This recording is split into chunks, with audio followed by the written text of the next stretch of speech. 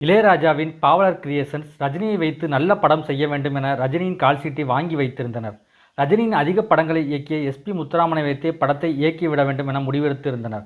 சரியான கதை எதுவும் சரியாக அமையாத சூழலில் இளையராஜாவின் பாவலர் கிரியேஷன்ஸுக்காக கதை விவாதத்தில் ஈடுபட்டிருந்த மறைந்த இயக்குனரும் தயாரிப்பாளருமாகிய பஞ்சு அருணாச்சலத்தை யதார்த்தமாக சந்திக்க சென்ற இயக்குனர் ஆர். சுந்தர்ராஜன் இந்த ராஜாதி ராஜா கதையை சொல்ல, அவரும் இந்த கதை நல்லா இருக்கிறதே என முடிவு செய்து இப்போ இயக்குனராக எஸ்.பி. முத்துராமனை போடுவதா இல்லை இவரையே போடுவதா என முடிவு செய்து இறுதியில் கதை எழுதிய ஆர். சுந்தர்ராஜனையே இப்படத்தை இயக்க வைத்துள்ளனர். ஆனால் சுந்தர்ராஜன் இதற்கு ஏற்றுக்கொள்ளவில்லையாம். முதலில் எஸ்.பி. முத்துராமனுக்கும் உங்களுக்கும் இதனால் தேவையில்லாத மனஸ்தாபம் ஏற்படும், அதனால் நீங்கள் அவரே போடுங்கள் என்று தான் சொல்லியிருக்கிறார்.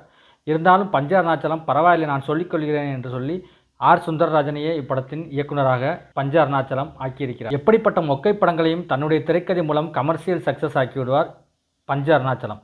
அதுபோல் எங்கள் வீட்டு பிள்ளை எம்ஜிஆர் ரேஞ்சில் ஒரு அப்பாவி ரஜினி, வீரமான ரஜினி என இருவரின் கதையை சுந்தர்ராஜன் சொல்ல அந்த கதாபாத்திரத்தை நன்கு வலுவாக்கினார் பஞ்சு அருணாச்சலம்.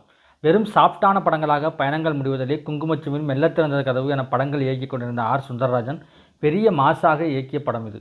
எங்கள் ஊர் ராமநாதபுரம் சண்முகா தேட்டரில் இப்படம் ஓடியதாக ஞாபகம். அந்த தேட்டர் இப்போ இல்லை.